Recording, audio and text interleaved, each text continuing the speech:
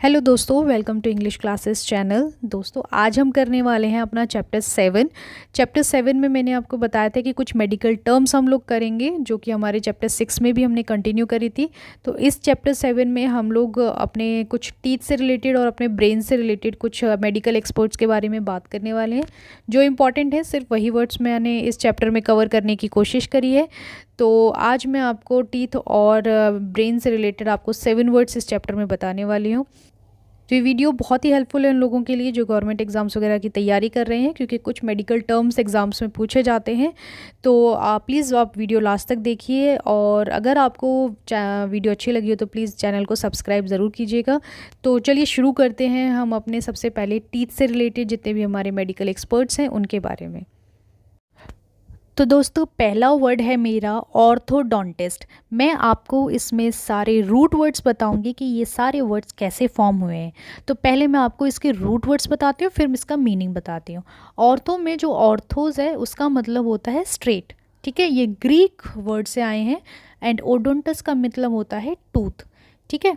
तो इसका सीधा मतलब यहाँ पर ऑर्थो का मतलब स्ट्रेट, डोंटस का मतलब जो है वो टूथ से हो जाएगा, और आईएसटी जिसके पीछे लगा होता है उसका मतलब होता है एक्सपर्ट, ठीक है।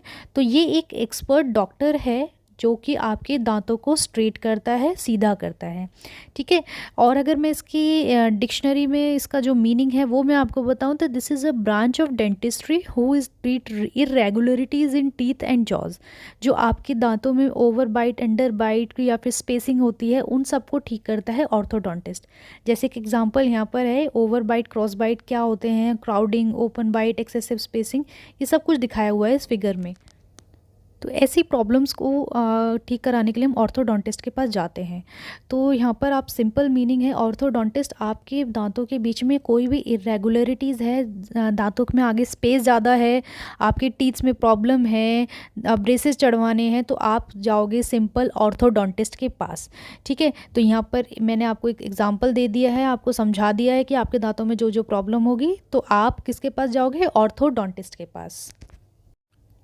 तो सेकंड वर्ड है मेरा पेरीडोंटिस्ट, ठीक है। पेरीडोंटिस्ट में पेरी का मतलब होता है मेरा सराउंडिंग, और यहाँ पर जो ओडोंटस होता है उसका मतलब वही सिंपल ऊपर टूथ, और आईएसटी मतलब एक्सपर्ट, ठीक है। सो पेरीडोंटिस्ट कौन होता है, जो कि आपके जो भी आपके गम्स होते हैं, ठीक है, गम्स में जो स्पेशलिस्ट होता है दैट इज़ पेरीडोंटिस्ट, मतलब a dentist who specialises in treatment of gums, ठीक है। अब गम्स क्या होते हैं, जो आपके जो पिंक फ्लैश होता है ना, ये वाला जो नीचे आप पिक्चर में देख पा रहे हैं, ये पिंक फ्लैश जो होता है गम्स होते हैं, ठीक है। तो जो गम्स को और अदर टिश्यूज़ जो अराउंड द टीथ होते हैं उनको जो ठीक करे, उनको जो चेक करता है वो होता है पेरीडोंटिस्ट।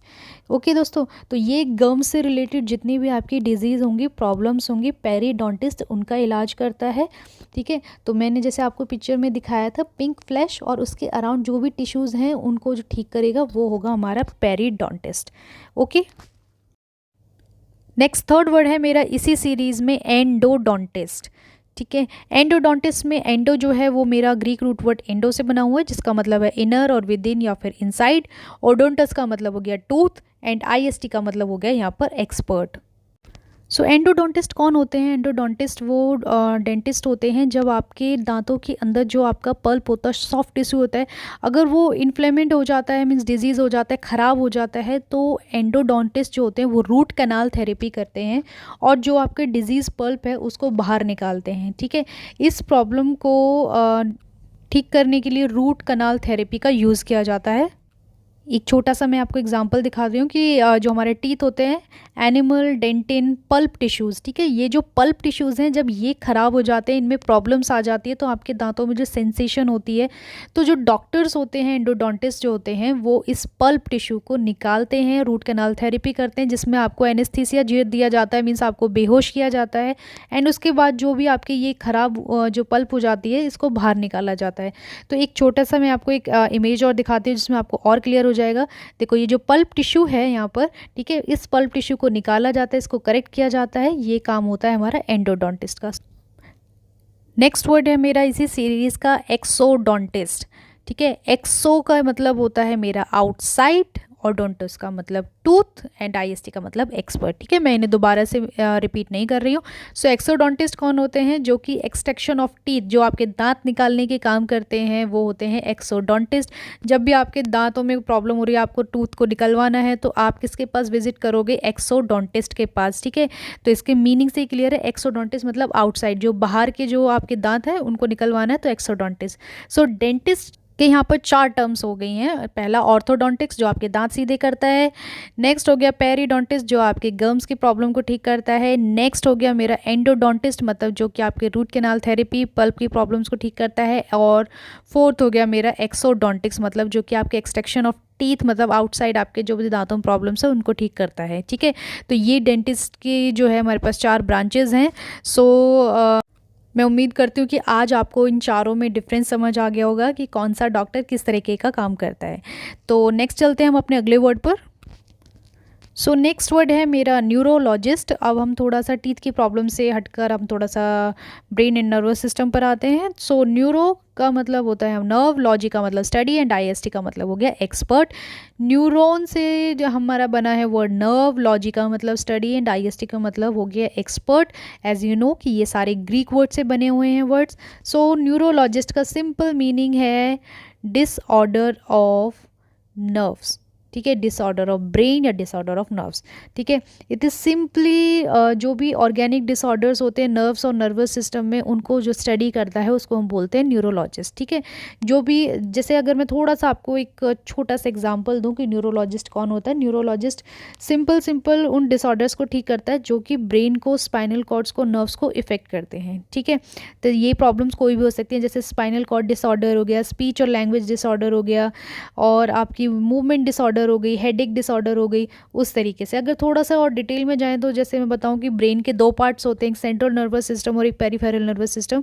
तो सेंट्रल नर्वस सिस्टम हमारा ब्रेन और स्पाइनल कॉर्ड को कंट्रोल करता है। पेरिफेरल नर्वस सिस्टम हमारी जो सेंसेस होती हैं, आईज, ईयर, स्किन, उन सबको कंट्रोल करता है। तो इनमें अगर कोई भी प्रॉब्लम आती है तो आप सिर्फ और सिर्फ किसके पास जाओगे? न्यूरोलॉजिस्ट। सो एक सिंपल लैंग्वेज में न्यूरोलॉजिस्ट वो हो गया जो भी आपके ब्रेन से जो जो चीज़ कनेक्टेड है उनसे रिलेटेड कोई भी प्रॉब्लम आएगी तो आप सिंपल न्यूरोलॉजिस्ट के पास दिखाने जाओगे। ब्रेन ट्यूमर हो गया, ठीक है, या फिर आपको कोई स्पाइनल कॉर्ड में डिसऑर्डर हो गया है, हेडेक की बहुत ज़्यादा प्रॉब्लम हो रही है, तो इन सब को एक ही बंदा ठीक करेगा, वो डॉक्टर है न्यूरोलॉजिस्ट, क्योंकि वो सभी की सभी ब्रेन से रिलेटेड है। ओके दोस्तों, सो ये हो गया न्यूरोलॉजिस्ट। नेक्स्ट वर्ड पर चलते हैं अपने। सो नेक्स्ट 6th वर्ड है मेरा न्यूरल्जिया। न्यूरल्जिया का मतलब है यहाँ पर न्यूरॉन से, नर्व से बना हुआ है। ठीक है, एंड यहाँ पर अल्गिया का मतलब होता है पेन। ठीक है, ये अल्गोज वर्ड से बना हुआ है जिसका मतलब होता है पेन। ठीक है, सो नर्व का पेन्स, हम जानते हैं कि हमारे ब्रेन में बहुत सारी नर्व्स हैं जो कि इंटरकनेक्टेड हैं। ठीक है, लाखों, मिलियंस, बिलियंस में नर्व्स हैं हमारे। तो जब हमारे इन नर्व्स में एक्यूट पेन, मतलब एकदम से बहुत ज़्यादा शार्प पेन होता है, तो हमें यहाँ पर दर्द होता है। ठीक है, हमें हेड पे, फेस पर हमें दर्द होता है। जो ये ब्रांचेस, जो ये नर्व्स में जो पेन होता है, उसकी वजह से हमारी पूरी बॉडी में कहीं भी पेन हो सकता है। और ये पेन जो है वो ज़्यादातर हमारा हेड और फेस पर ज़्यादा होता है, न्यूरल्जिया का पेन। ठीक है, so neuralgia is the intense, typically intermittent pain along the course of nerve, specially in head और फेस। ठीक है, हेड और फेस पर होने वाला सबसे ज़्यादा पेन होता है ये। ठीक है, जो नर्व्स है वो कहीं भी हो सकती हैं आपकी बॉडी में, और इन नर्व्स में पेन होता है तो आपकी पूरी बॉडी में पेन होने लगता है, और वो पेन इतना ज़्यादा अनबियरेबल होता है। ठीक है, तो वही है हमारा न्यूरल्जिया, जब आपकी नर्व्स में पेन हो।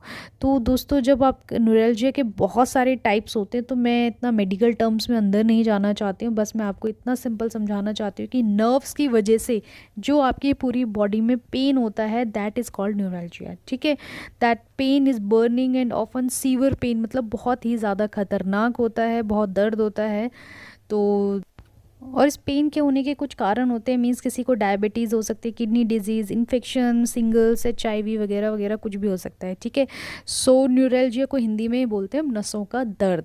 Okay, so next 7th word है मेरा अब न्यूरोसिस। ठीक है। न्यूरोसिस यहाँ पर वही आपका न्यूरॉन, एंड यहाँ पर जो ओसिस है उसका मतलब होता है एब नॉर्मल, ठीक है। ये ओसिस वर्ड से आया है, एब नॉर्मल और डिजीज्ड कंडीशन, ठीक है। यहाँ पर न्यूरोसिस का मीनिंग जो है एब नॉर्मल और डिजीज कंडीशंस, ठीक है। सो नर्व्स में एब नॉर्मल और disease condition, that is neurosis. इस टर्म को अब ज़्यादा यूज़ नहीं किया जाता है, न्यूरोसिस की जगह इसका नाम साइको न्यूरोसिस हो गया है। इसको 1980 में एलिमिनेट कर दिया गया है। So this is obsolete word, means अब ये ज़्यादा यूज़ नहीं किया जाता है, तो इसलिए बहुत ज़्यादा डिटेल में नहीं बताऊंगी। तो सिंपल टर्म में बस न्यूरोसिस का मतलब आप ये समझ लीजिए कि न्यूरोसिस वाला जो बंदा है उसको बहुत ही ज़्यादा एंजाइटी रहती है, उससे थकान होती है, उससे बहुत ही ज़्यादा एक ही बार में थॉट्स आते रहते हैं जो कि नेगेटिव थॉट्स हैं, सोचता रहता है बंदा कि बार बार कि यही चल रहा है, ठीक है। मतलब उसका जो ब्रेन है वो प्रॉपर तरीके से फंक्शन नहीं कर रहा है, एबनॉर्मल तरीके से फंक्शन कर रहा है। न्यूरोसिस, तो दोस्तों न्यूरोसिस और साइकोसिस के बीच में कुछ डिफरेंसेस हैं। ये मैंने गूगल से एक इमेज डाउनलोड की है, आप यहाँ पर भी डिफरेंसेस इनसे क्लियर समझ सकते हैं कि इन दोनों में क्या डिफरेंस है। ये ऑब्सोलीट टर्म है, आजकल यूज़ नहीं होती है, तो इसलिए बहुत ज़्यादा डिटेल में इसको पढ़ने की ज़रूरत नहीं है दोस्तों। तो ये हो गए हैं अब मेरे 7 वर्ड्स। तो अगर आपको कोई भी प्रॉब्लम है तो आप मुझे नीचे कमेंट सेक्शन में बता सकते हैं। अगर आपको इनके नोट्स चाहिए तो भी मुझे आप कमेंट सेक्शन में बता सकते हैं। Thank you so much for watching this video and please subscribe the channel. Thank you so much.